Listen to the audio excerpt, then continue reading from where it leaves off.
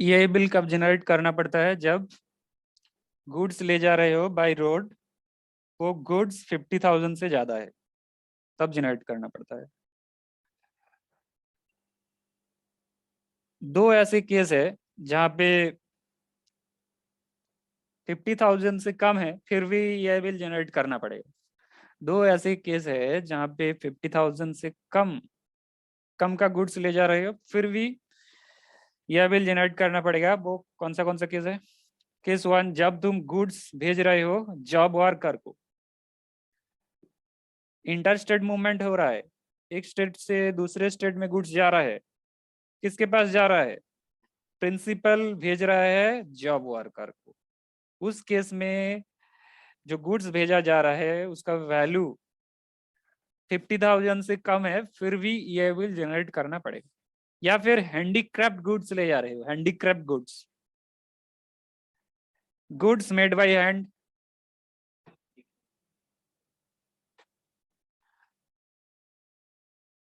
तो इन दोनों केस में 50,000 से कम है फिर भी ये बिल जनरेट करना पड़ेगा। अच्छा, उसके बाद हमने देखा था कि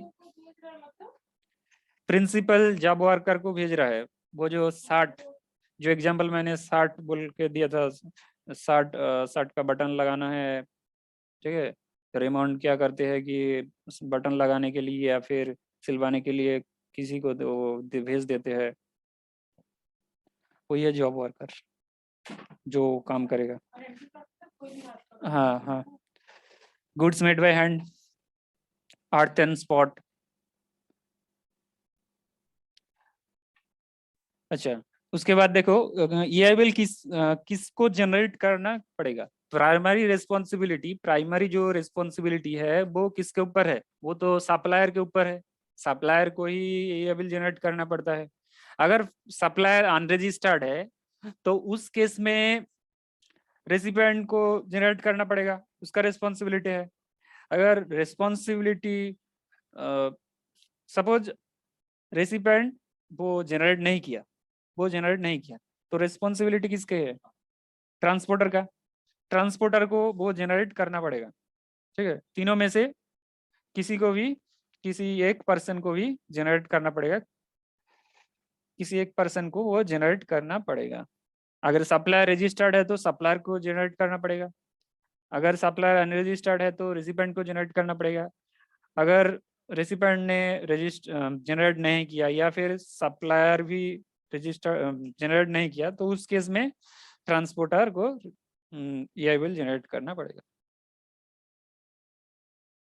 अच्छा, ये बिल क्यों जनरेट करना पड़ता है? ताकि ये पता चले जो गुड्स कैरी किया जा रहा है वो गुड्स वैलिड गुड्स है, लीगल गुड्स है, इलीगल गुड्स नहीं है, ठीक है। यह बिल जनरेट करने के लिए एक पोर्टल है, यह बिल पोर्टल, उस पोर्टल में जाकर जनरेट करना पड़ेगा यह बिल पोर्टल।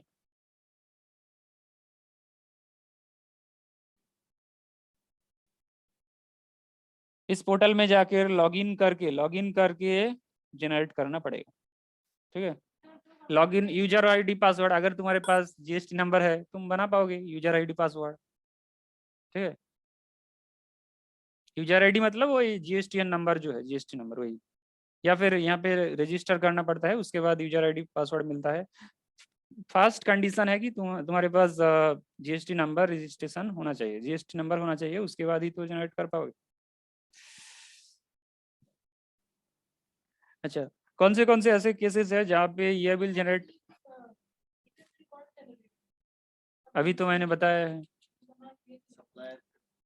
सप्लायर को फर्स्ट, जो रजिस्टर्ड है, अगर सप्लायर रजिस्टर्ड है उसी को जनरेट करना पड़ेगा। अगर वो अनरजिस्टर्ड है तो उस केस में रेसिपिएंट जनरेट करेगा ये बिल।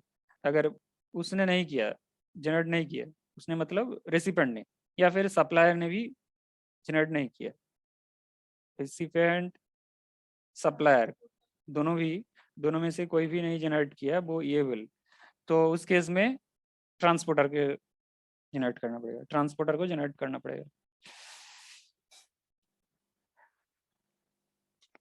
अच्छा, उसके बाद देखो कुछ ऐसे गुड्स है, इन गुड्स के केसेस में ये बिल जनरेट करने की जरूरत नहीं है, क्योंकि ये एग्जाम्प्टेड है। स्पेसिफाइड गुड्स मतलब वो liquidified petroleum, kerosene oil, post office जो गुड्स कैरी करते हैं, नेचुरल और cultural pearls, precious semi process stones, jewellery, currency, milk, vegetable, इन सारे चीजों के केस में यह बिल जनरेट करने की जरूरत नहीं है। या फिर human alcoholic liquor for human consumption, petroleum crude, high speed diesel, empty cargo container. और गुड्स, अगर तुम गुड्स कैरी कर रहे हो किससे, बाय नॉन मोटोराइज्ड कन्वेंस, मतलब हॉर्स कार्ट के थ्रू या फिर मैनुअल कार्ट के थ्रू कैरी कर रहे हो, तो उस केस में यह बिल जनरेट करने की जरूरत नहीं है। तो उसके बाद देखो, जीएसटी कब पेमेंट करना पड़ता है, नेक्स्ट मंथ के with in 20th day of the next month, with in 20th day of the next month. Suppose तुम सबमिट कर रहे हो मे मंथ का रिटर्न, सबमिट कर रहे हो, तो टैक्स पेमेंट कब करना पड़ेगा, with in 20th June. 20th जून के अंदर 3B फाइल करना पड़ेगा और टैक्स पेमेंट करना पड़ेगा, जीएसटी या 3B। तो 3B फाइल करने का या फिर टैक्स पेमेंट करने का ड्यू डेट क्या है, 20th of the next month, जिस मंथ के लिए फाइल कर रहे हो। लेकिन अगर तुम कंपोजिशन स्कीम ले रखे हो तो उस केस में 18 days of the next month, sorry next quarter, क्योंकि कंपोजिशन स्कीम के लिए क्वार्टरली पेमेंट करना पड़ता है। सपोज तुम अप्रैल से जून इस क्वार्टर के लिए टैक्स पेमेंट करना चाह रहे हो, क्योंकि तुम्हारा कंपोजिशन रजिस्ट्रेशन है, तो अच्छा देखो, पेमेंट किया जा सकता है, टैक्स के लिए पेमेंट किया जा सकता है। अच्छा, ये जो क्वार्टर का जो केस है क्वार्टरली पेमेंट का, कंपोजिशन स्कीम के लिए क्वार्टरली पेमेंट करना पड़ता है। तो क्वार्टर खत्म होने के बाद विद इन 18 डेज, तो अप्रैल से जून जो क्वार्टर है, इस क्वार्टर के लिए तुम पेमेंट करोगे 18th जुलाई के अंदर, ठीक है, कंपोजिशन स्कीम के लिए 18 डेज। कंपोजिशन स्कीम क्या है वो तो पता है, कंपोजिशन चैप्टर में पढ़ाई की हो कि ट्रेडर के लिए 1%, मैन्युफैक्चर के लिए 1%, सर्विस प्रोवाइडर के लिए 3% देना पड़ता है। उसमें कौन सा सर्विस दे रहे हो, कौन सा गुड्स दे रहे हो, वो देखने की जरूरत नहीं। अच्छा, तो टैक्स पेमेंट किया जा सकता है इंटरनेट बैंकिंग से, डेबिट कार्ड, क्रेडिट कार्ड से, एनईएफटी, आरटीजीएस से, या फिर बैंक में जाकर over the counter payment challan fill करके आप तो कितना पेमेंट कर सकते हो, 10,000। बैंक में जाकर एक डॉक्यूमेंट है, उसे फिलअप करके, जिसे कहते हैं चालान, तो 10,000 तक ही पे कर सकते हो हर टैक्स पीरियड के लिए। मतलब मई मंथ के लिए, जून मंथ के लिए 10,000 ही पे कर सकते हो। लेकिन इंटरनेट बैंकिंग से, डेबिट कार्ड से, क्रेडिट कार्ड से, एनईएफटी, आरटीजीएस से ऐसा कोई लिमिट नहीं है, ठीक है। क्या क्या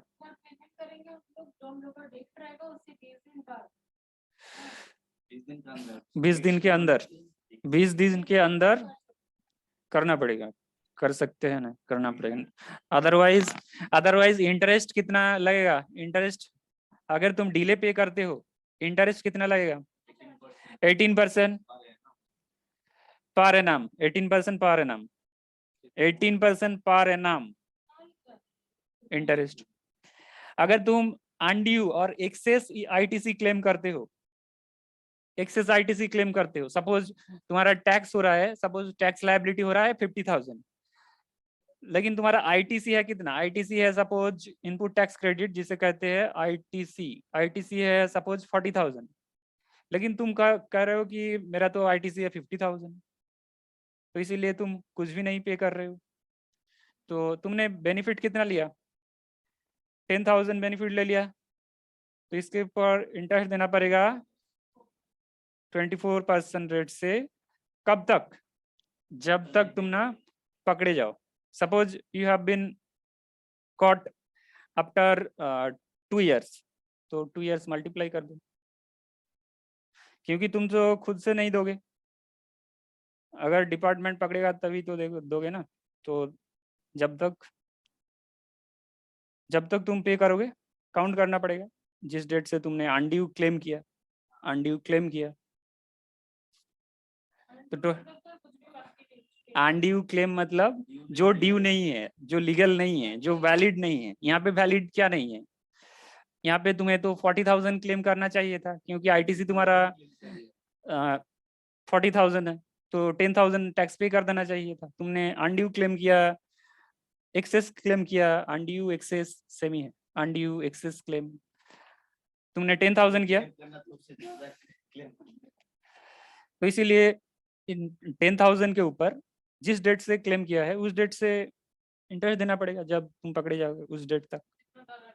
हाँ, जितना ज्यादा क्लेम किया उसके ऊपर इंटरेस्ट। ये तो टैक्स देना पड़ेगा, इस टैक्स के साथ साथ इंटरेस्ट भी। हाँ हाँ, एक्स्ट्रा। जीएसटी पोर्टल के अंदर how many ledgers are there? Cash ledger है, क्रेडिट लेजर है, लायबिलिटी लेजर है। ये मैंने उस दिन डिस्कशन किया है, वो क्लास पहले देखो, ठीक है? वो क्लास पहले देखो, क्योंकि स्किप करोगे तो समझ में नहीं आएगा, ठीक है? अच्छा, जीएसटी और रिटर्न। हाँ, जीएसटी पोर्टल के अंदर ये तीनों लेजर है। जैसे कि वॉलेट होते हैं ना, पेटीएम में वॉलेट होते हैं, उसमें पैसा जमा होता है, तो उसी तरह जीएसटी पोर्टल के अंदर इलेक्ट्रॉनिक कैश लेजर है, इलेक्ट्रॉनिक क्रेडिट लेजर है, इलेक्ट्रॉनिक लायबिलिटी लेजर है। हाँ, उसके लिए उसमें जो स्ट्रक्चर रहेगा वो स्ट्रक्चर है, इस फॉर्म में जो स्ट्रक्चर है इस स्ट्रक्चर में मेंटेन होता है। इस फॉर्म का जो स्ट्रक्चर है उसी फॉर्म में मेंटेन होता है जीएसटी पोर्टल के अंदर।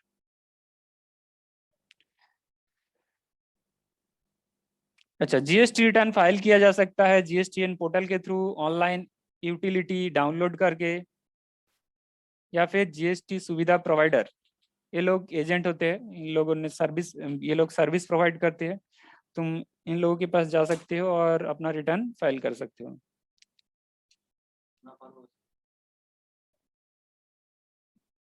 পারবে, জিএসটি ল পুরো পড়তে হবে। জিএসটি রেজিস্ট্রেশন তুমি পোর্টালে গিয়ে করেছো? করছিলাম, পুরো করেছো? তোমার শিকার ইচ্ছা আছে? তোমাকে বললাম যে জিএসটি কতটা হয়েছে, আমি এখনই দেখবো কতটা রেজিস্ট্রেশন করেছো।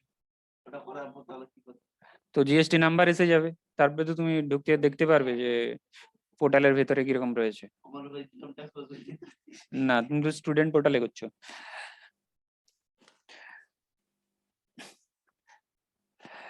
अच्छा, এরপরে দেখো रिटर्न फॉर्म्स। नॉर्मल स्कीम के लिए স্যার जीएसटी আর 1 স্যার বলো। হ্যালো, আমি শুনতে বলছিলাম পাচ্ছি। স্যার যদি জিএসটি যেটা বলছিলেন ওটাই যে আমি যেটা করছিলাম, যেদিন আমি আর তাসিম গেছিলাম জিএসটির আপনার ফটো তুলে সেন্ড করছিলাম, ওইটাই তো? হ্যাঁ, ওইটা পুরো কমপ্লিট করবে, সাবমিট করবে, তবে গিয়ে তোমার জিএসটি নাম্বার আসবে, তবে তুমি হ্যাঁ, জিএসটি লগ ইন নাম্বার করতে পারবে। এসেছিল। এসেছিলে, তুমি শেয়ার করেছো? শেয়ার করতে হয়, শেয়ার করবে। আর আমি ওটা দেখে দেবো কিভাবে লগ ইন করে ওখান থেকে তুমি পোর্টালে গিয়ে জিএসটি আর 1, ওকে স্যার, জিএসটি আর 3 भी দেখতে পারবে। Okay sir. अच्छा, जीएसटी और 1 ये किसके लिए है? ये नॉर्मल रजिस्टर्ड पर्सन के लिए है, कंपोजिशन पर्सन के लिए नहीं। कंपोजिशन पर्सन के लिए नहीं, कंपोजिशन पर्सन के लिए कौन सा है? जीएसटीआर 4 है। जीएसटीआर 4 किसके लिए है? कंपोजिशन डीलर के लिए है।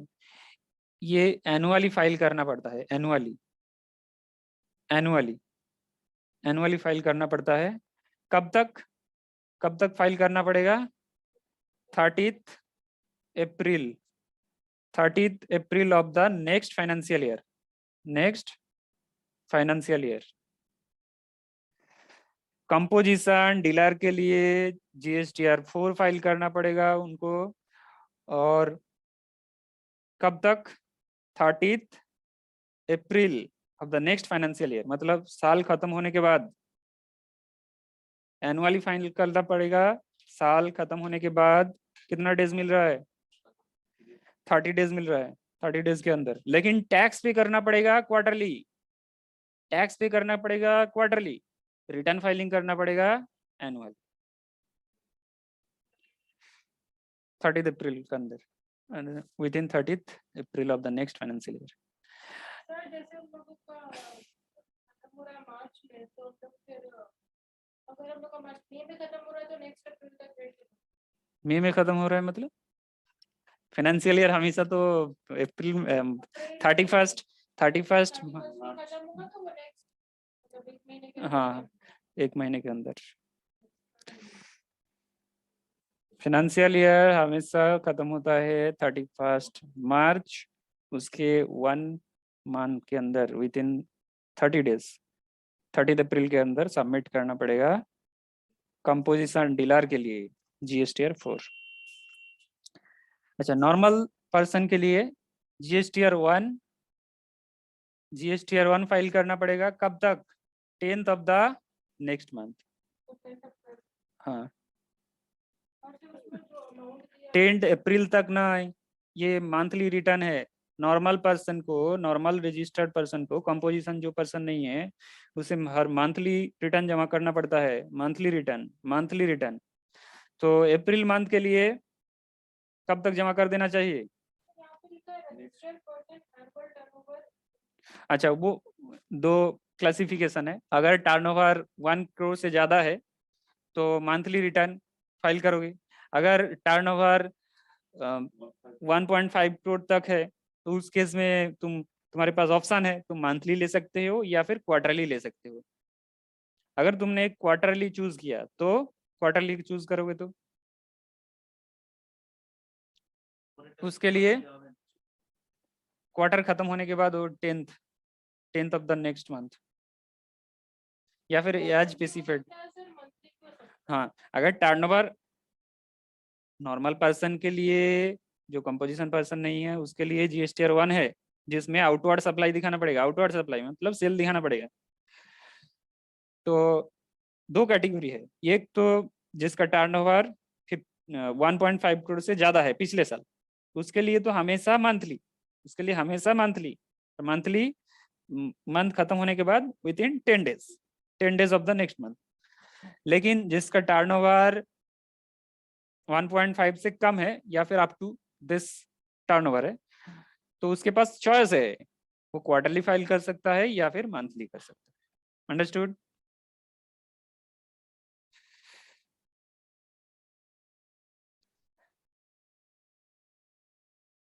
अच्छा, 3B।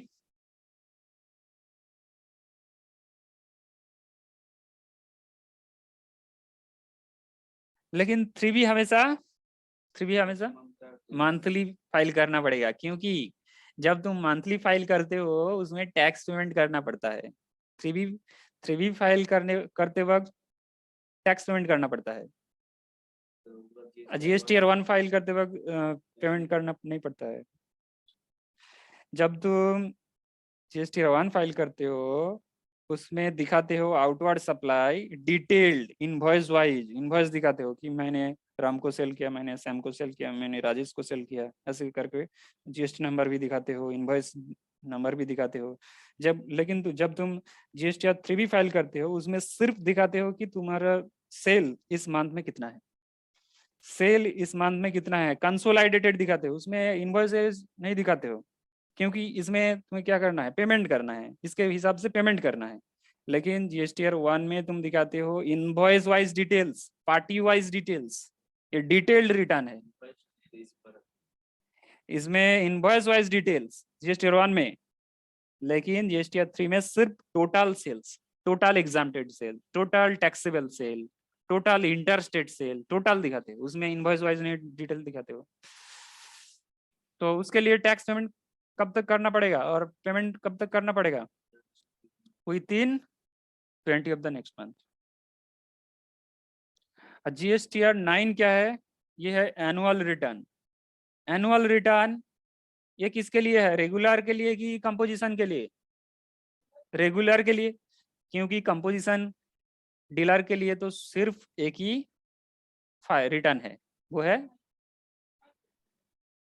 है GSTR 4। GSTR 4 कंपोजिशन डीलर के लिए है। हाँ आ सकता है, 1 किसके लिए है, GSTR 1 किसके लिए है, कंपोजिशन के लिए है या फिर रेगुलर टैक्स पेयर के लिए है? हाँ आ सकता है।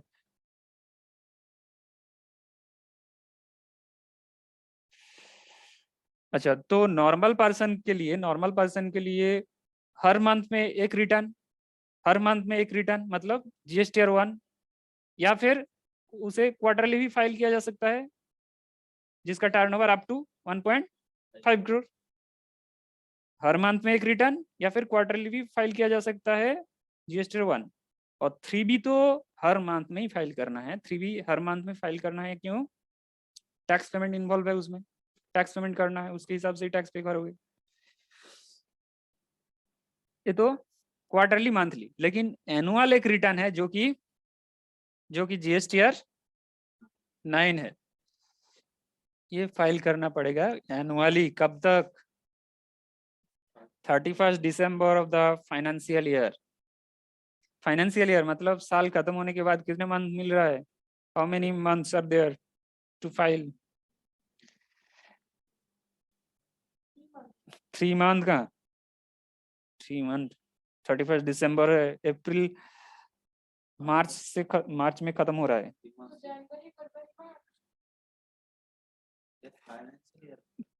एनुअल रिटर्न ईयर कब खत्म होता है, फाइनेंशियल ईयर कब खत्म होता है? मार्च को। तो सपोज 20 to 21, मार्च के बाद जो दिसंबर है तो साल खत्म हो रहा है 31 मार्च। 31 मार्च, तो कब तक टाइम मिलेगा? 31 दिसंबर 2021। How many months are there? 6 months मिल रहा है, 6 ना 9? 9 मंथ्स मिल रहा है। 9 मंथ्स, विद इन 9 मंथ्स। पहले तो साल खत्म होने दो, उसके बाद ही तो एनुअल रिटर्न फाइलिंग करोगे।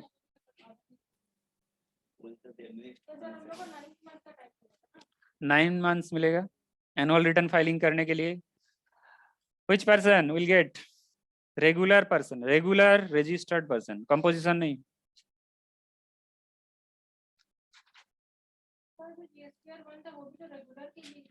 हाँ, GSTR 1 रेगुलर के लिए, GSTR 3 भी रेगुलर के लिए। तो GSTR 1 रेगुलर पर्सन के लिए, रेगुलर, कंपोजिशन नहीं। हाँ, GSTR 3 भी जो सेल करते मतलब कंपोजिशन की, कंपोजिशन पर्सन तो सप्लाई करते हैं, कंपोजिशन पर्सन तो सप्लाई करते हैं ना, लेकिन वो रेगुलर पर्सन नहीं है, वो कंपोजिशन।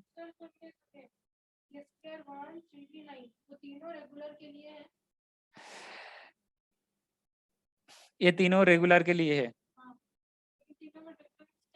डिफरेंस देखो, GSTR 1, GSTR 3B, GSTR 9 तीनों रेगुलर के लिए है। GSTR 1 है जिसमें तुम दिखाते हो कि इनवॉइस वाइज डिटेल्स, राम को मैंने सेल किया इतना, उसका इनवॉइस नंबर है ये। हाँ, इंडिविजुअली हर बिल को दिखाओगे, किसमें? GSTR 1 में। लेकिन GSTR 3B में सिर्फ तुम दिखाओगे कि तुम्हारा एग्जाम्प्ट सेल कितना, एग्जाम्प्ट मतलब जो सेल के ऊपर टैक्स नहीं लगता, नॉन टैक्सेबल सप्लाई कितना, नील रेटेड सप्लाई कितना, ऐसे करके दिखाओगे। टैक्सेबल सप्लाई कितना, टोटल करके दिखाओगे GSTR 3B में। और GSTR 9 वो है एनुअल रिटर्न, ये जो तुमने इंडिविजुअल मंथ में सप्लाई की है, दिखाए है, उसे टोटल करके दिखाओगे, किसमें? एनुअल रिटर्न GSTR 9 में। उसी का टोटल, पूरा साल का टोटल ऑफ, हाँ 9 में दिखाएंगे। ठीक है, प्रैक्टिकल करने का नहीं है, सिर्फ तुम्हें GST रिटर्न। अच्छा मैं जीएसटी ईयर 1 दिखा दूंगा, जीएसटी ईयर 1 3 भी दिखा दूंगा यहाँ पे। तो इसके ईयर 1 करेंगे, उसके बाद हम लोग को जब हम लोग का 9th मंथ कंप्लीट होगा फिर हम लोग को जीएसटी 9 में लग करना टोटल। हाँ टोटल करके दिखाना पड़ेगा। फिर वहां से हम लोग को नहीं नहीं, एग्जाम्सन तो तुम जो लोगे तो वो तो 3B में दिखाओगे ना, मेरा आईटीसी इतना बन रहा है। अच्छा मैं दिखा दूंगा GST year 3B return open करके दिखाऊंगा, ठीक है। अब थ्योरी समझ लो। जीएसटीआर 1, जीएसटीआर 3B, जीएसटीआर 9 किसके लिए? रेगुलर पर्सन के लिए। जीएसटीआर 1 में क्या दिखाते हो? इनवॉइस वाइज सेल, हर इनवॉइस दिखाते हो। लेकिन जीएसटीआर 3 में हर इनवॉइस नहीं दिखाते हो, उसमें दिखाते हो कि मेरा टोटल सेल इतना है, टोटल आईटीसी इतना है, टोटल एग्जाम्प्टेड सेल इतना है, टोटल करके दिखाते हो, इनवॉइस वाइज नहीं। और एनुअल रिटर्न में दिखाते हो कि तुमने जो हर साल हर मंथ में दिखाया है उसे टोटल करके समाप्त करके दिखाते हो, टोटल सेल कितना, इनवॉइस वाइज पूरा डिटेल दिखाते हो। जीएसटीआर 1 में तुमने हर मंथ में जो जो दिखाया है उसी को जीएसटीआर 9 में दिखाओगे, लेकिन पूरा साल, इसीलिए तो एनुअल रिटर्न है, एनुअल। अच्छा जीएसटीआर 4 किसके लिए? कंपोजिशन डीलर के लिए है, वो एनुअली फाइल करना पड़ता है, एक ही रिटर्न है। लेकिन टैक्स हर मंथ में देना पड़ेगा, टैक्स हर मंथ, सॉरी हर मंथ नहीं, क्वार्टरली, क्वार्टरली देना पड़ेगा। कंपोजिशन डीलर के लिए क्वार्टरली टैक्स पे करना पड़ेगा। एनुअली रिटर्न फाइलिंग करना है, एनुअली रिटर्न फाइलिंग करना है जीएसटीआर 4, लेकिन टैक्स देना है हर मंथ, हर क्वार्टर में। इसीलिए तो ऊपर लिखा है ना, इसीलिए तो ऊपर लिखा है कि देखो ऊपर देखो लिखा है कि कंपोजिशन पर्सन के लिए 18 डेज के अंदर, 18 डेज के अंडर, क्वार्टर एंड होने तक होने से ही within 18 days composition supplier को, कंपोजिशन डीलर को, कंपोजिशन सप्लायर को पे करना पड़ेगा फाइलिंग करेंगे एनुअली, लेकिन पे करेंगे क्वार्टरली। फाइलिंग करेंगे एनुअली, लेकिन टैक्स पे करेंगे क्वार्टरली, क्वार्टरली क्वार्टर खत्म होने के बाद with in 18 sir days. Annually बोलते तो 12th मंथ तेरी। हाँ साल खत्म होने के बाद, एनुअली मतलब साल खत्म होने के बाद 12 मंथ्स। अच्छा ओके। कंफ्यूजन है क्या? স্যার सही है। একটু কনফিউজ লাগছে ব্যাপারটা। अच्छा प्रैक्टिकली करेंगे, देखो। तीनों कौन कौन है? अच्छा मैं चार्ट के थ्रू दिखाता हूँ, चार्ट के थ्रू दिखाता हूँ। इंटर रिलेटेड है, ठीक, इंटर रिलेटेड है। GST return,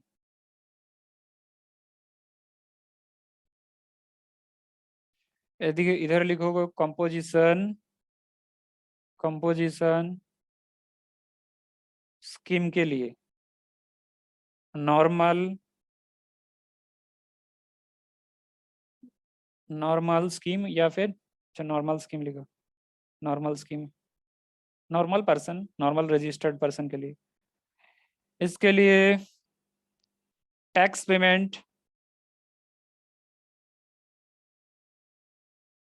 quarterly,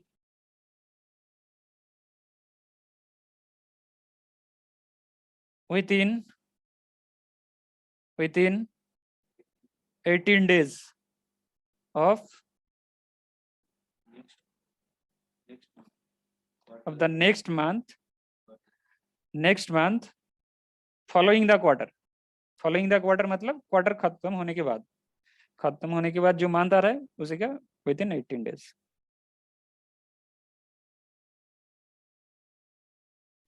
within 18 days of the next month following the quarter। अच्छा यहाँ पे एक जीएसटी के लिए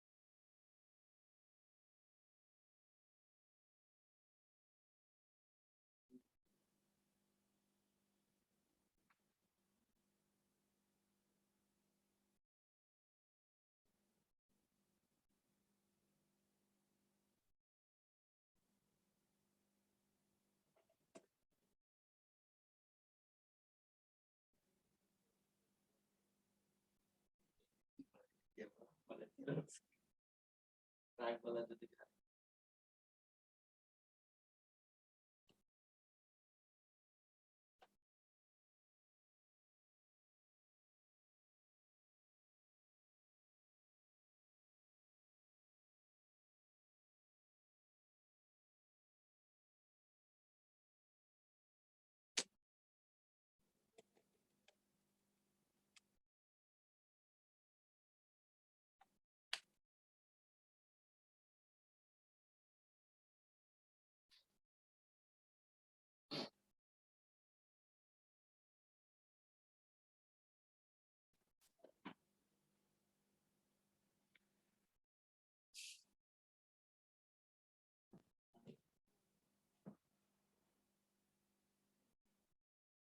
अच्छा देखो, टैक्स पेमेंट कब तक करना पड़ेगा? क्वार्टरली कंपोजिशन पर्सन के लिए with in 18 days, 20 days. Quarter खत्म होने के बाद जो मंथ आ रहा है उसके 18 डेज के अंदर। अच्छा, इसके लिए फॉर्म क्या है? फॉर्म नहीं, फॉर्म है CMP 08 for tax payment. For what? For tax payment.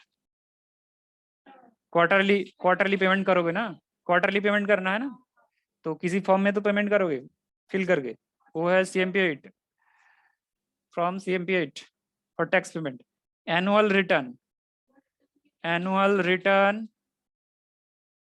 GSTR 4 annual return to be submitted. कब तक सबमिट कर देना चाहिए? नेक्स्ट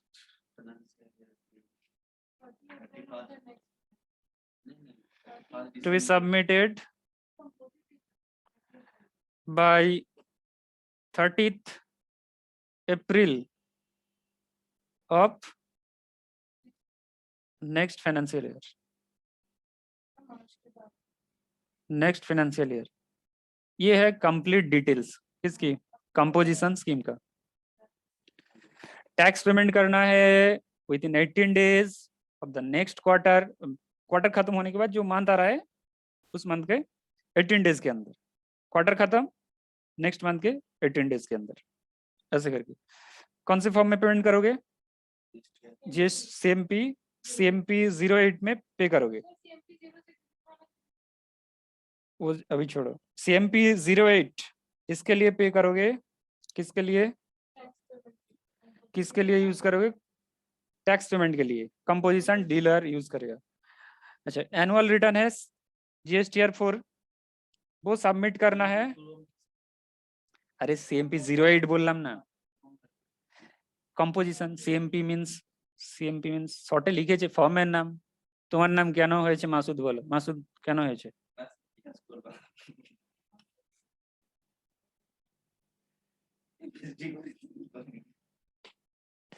CMP 08 टैक्स पेमेंट के लिए यूज करना पड़ेगा, कंपोजिशन डीलर यूज करेगा। अच्छा, एनुअल रिटर्न का जो फॉर्म है वो 4 वो सबमिट करना पड़ेगा विद इन 30 अप्रैल। अच्छा, ये उसके बाद नॉर्मल पर्सन के लिए आ जाओ। कंपोजिशन के बाद नॉर्मल स्कीम। नॉर्मल स्कीम में GSTR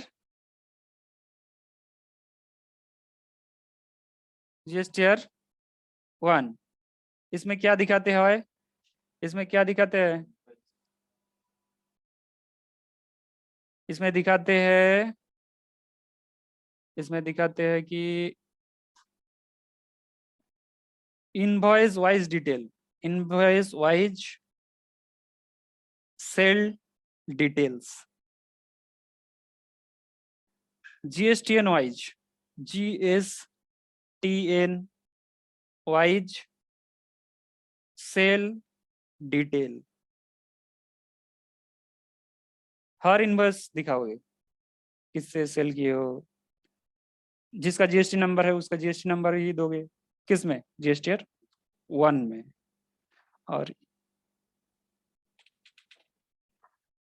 और GSTR 1 ये GSTR 1 देखना पड़ेगा क्या तुमने तुम्हारा टर्नओवर पिछले साल का टर्नओवर अप टू का क्या पिछले साल का टर्नओवर अप टू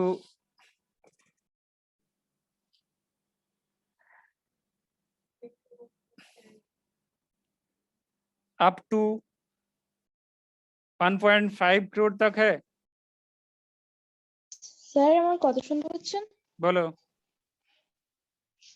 হ্যালো सुनते बच्ची बोलो। Hello hello. আপনার কথাটা প্রচুর কাটা কাটা আসছে। अच्छा जरा আমি আইসিএন নেটে প্রবলেম রয়েছে। আইসিএন নেট কোথায় গেল? হ্যালো শোনা যাচ্ছে তো স্যার। হুম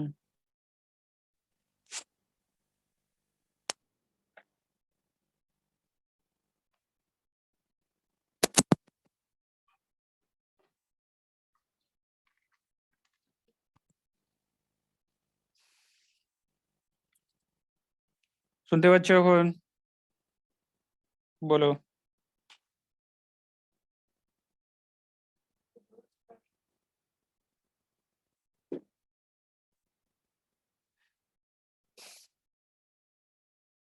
अच्छा देखो, टर्नओवर लेस देन 1.5 करोड़ है तो उसके लिए दो ऑप्शन है। क्या ऑप्शन है? वो मंथली फाइल कर सकता है,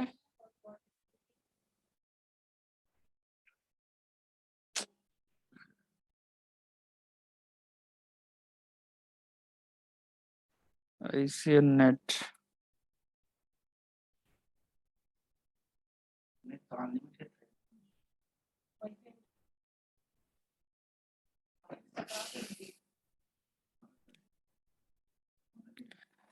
अच्छा देखो তাহলে টার্নওভার লেস দেন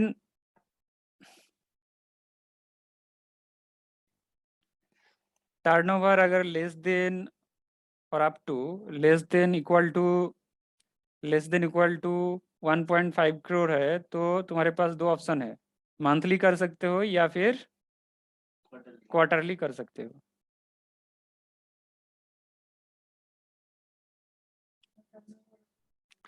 अगर टर्नओवर 1.5 करोड़ से ज़्यादा है तो उस केस में तुम्हारे पास एक ही ऑप्शन है, ओनली मंथली। मंथली कौन सा फॉर्म? जीएसटी আর ওয়ানই চলছে, जीएसटी আর ওয়ানই फाइल करोगे मंथली। अंडरस्टूड? कब तक? टाइम लिमिट क्या है रिटर्न फाइलिंग करने की?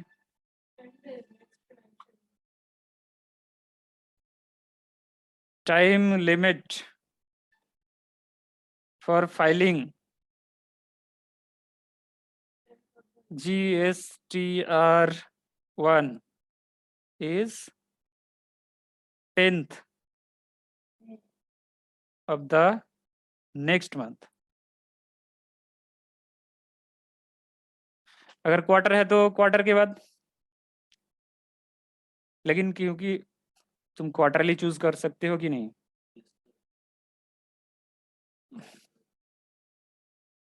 अगर टर्नओवर अप टू 1.5 करोड़ से। अच्छा जीएसटीआर 3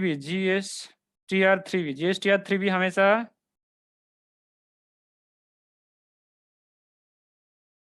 मंथली कब तक?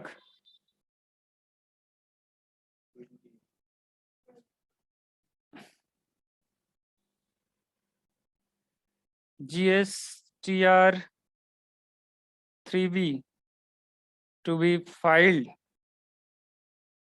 within 20th of the next month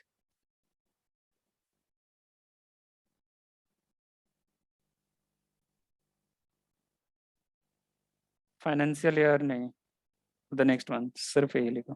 अच्छा फाइनेंशियल ईयर लिखो ना,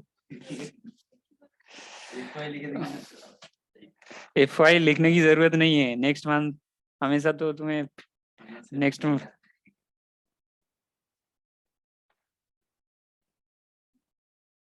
अच्छा उसके बाद जेस्टर 1 हो गया है, 3B हो गया है, उसके बाद